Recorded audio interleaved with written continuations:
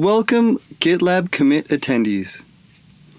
With VMware Tanzu Mission Control, or rather TMC, you can manage all conformant Kubernetes clusters regardless of wherever those clusters are running. Yes, that includes vSphere, VMware TKG and TKGI, but also public clouds like AWS, Azure, Google, and managed services like EKS, AKS, GKE, package distributions like OpenShift, Rancher, and do-it-yourself. This short video shows one of Tanzu Mission Control's capabilities, GitOps, and how it's used to manage fleets of Kubernetes clusters. Therefore, treating the actual clusters as cattle and not as pets, which is a best practice in the industry. We will specifically address finer details that are not always covered, like creating cluster groups, then manage the lifecycle by creating and upgrading Kubernetes clusters. Finally, we apply policies designating the workgroups that can edit a cluster and allow image registries to integrate.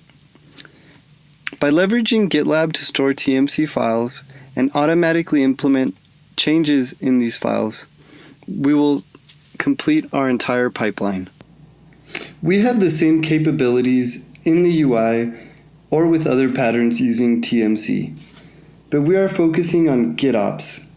Furthermore, we will be manually executing steps that are regularly automated to show the full process, and so being repetitive is required.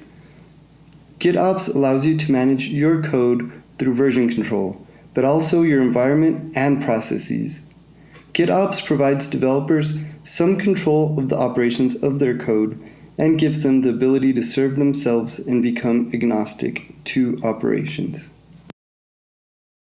In Tanzu Mission Control resource hierarchy, we have cluster groups and workspaces.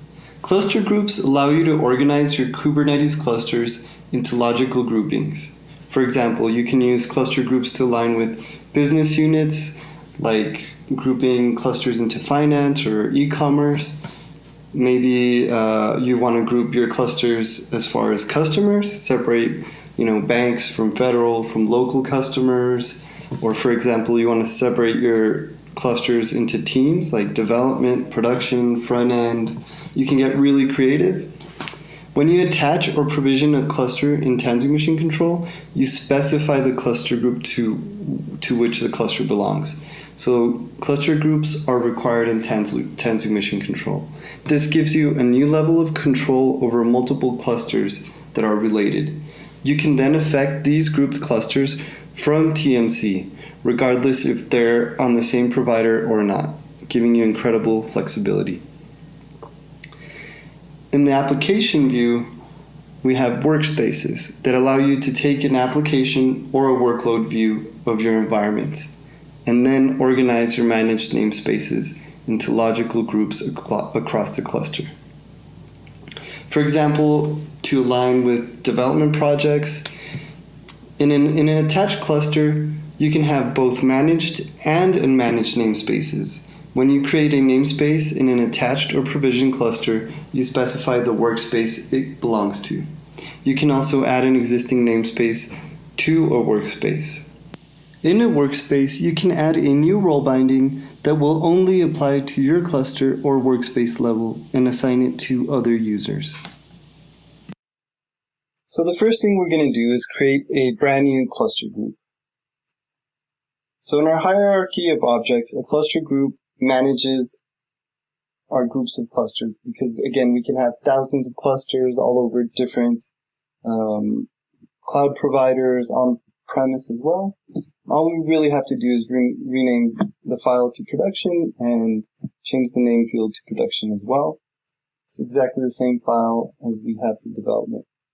Now we save that file and commit to GitLab. And we're going to check our CI/CD tool to make sure that a build triggered. And as you can tell, right there, build 81 is our new build.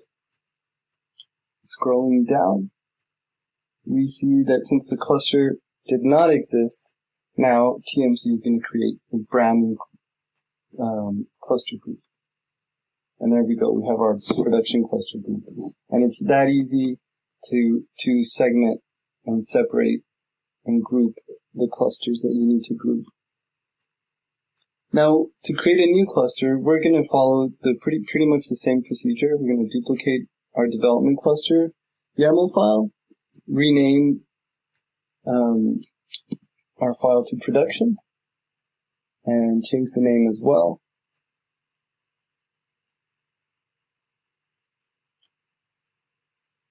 We change a couple of fields, like changing the cluster group name to production.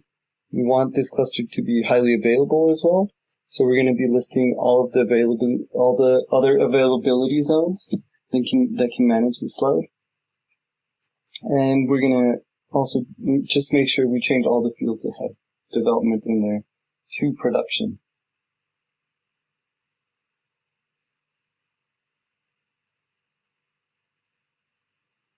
And the last little detail, we're going to increase the worker node count as well. Since this is in production, we want this to be highly available, and we want there to be sufficient workers to carry out the tasks that we need. And again, we save this file and commit the file to GitLab. And checking our CI/CD tool, we see that build 82 is now in our tool. And scrolling down, also since this cluster did not exist, it's automatically being created by Tanzu Mission Control.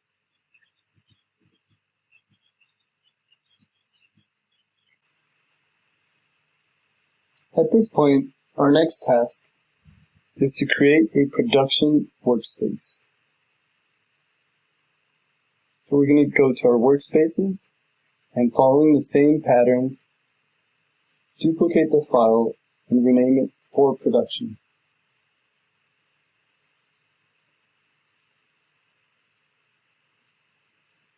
Within the file, we're going to change the name to production and commit to GitLab, triggering another build. So this new workspace gets created. Here we're adding our commit message to our source control GitLab. Finally committing that message.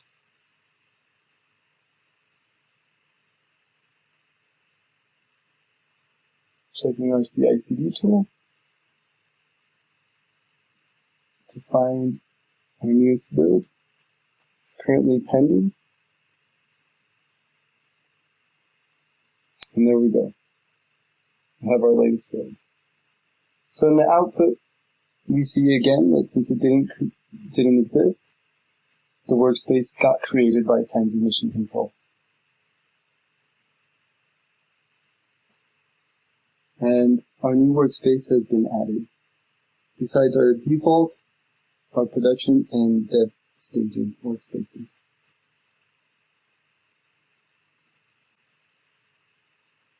Up next, we're going to change who can access our production cluster. So we're going to duplicate our development file as before, and here we're going to change the name, and we're also going to change the role. So whoever has access to this workspace, instead of being able to edit like they would in development, it's going to be changed to view only. Since this is production, understandably, we just want admins to be able to make any real changes. And we're going to rename the file, the name as well, besides the file name, to production, to distinguish it from development. We're going to save this file, and then go over to our source control, and commit, just as before, that we changed our access policy, leaving a trail. So the good thing about GitOps is that it leaves a trail for every action, and you can always roll back, which is great. You can go back to a previous commit and go back to a production environment you had previously that was prior to a bug that crept in. And as you can see, the 84th build had been kicked off. It's pending, and now it's ready so we can take a look at it. So what happened was that we had a policy already existing, and it was updated. That update was successful. And looking at our policies in the Tanzu Mission Control UI in our workspaces, you see there the different policies that we have viewed for development.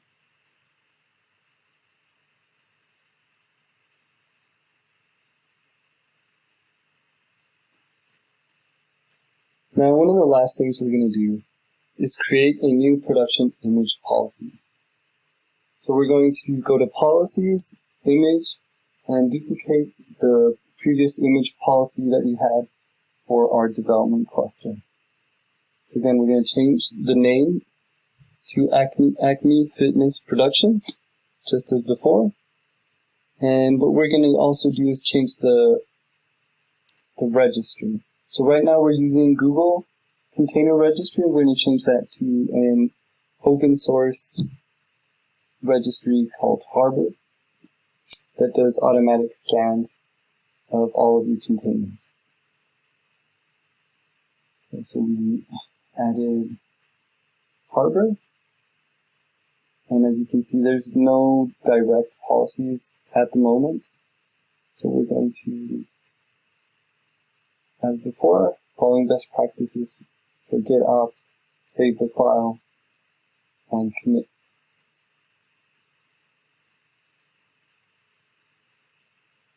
Now we're going to go look at our build to find out what's going on. And again, that just saving our code kicked off the new build. So when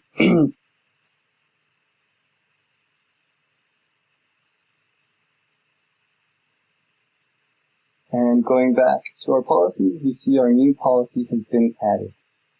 And it was that easy.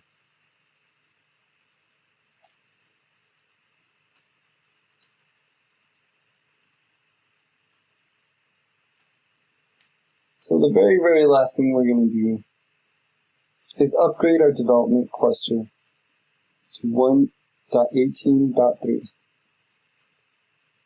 So going to our development cluster, we can see that we're currently on version 1.17. And we're going to erase that and go to version 1.18. And also following the same for our other nodes, our worker nodes. And then saving that, and adding our commit message that we're upgrading our cluster.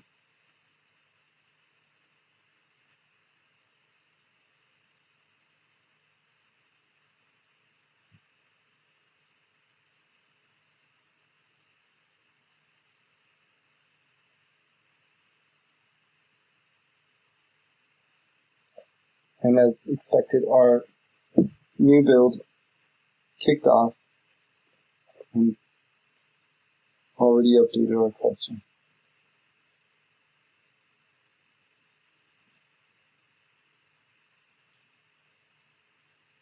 There we can see our development cluster upgrading and our production cluster creating, and they are both ready to be consumed.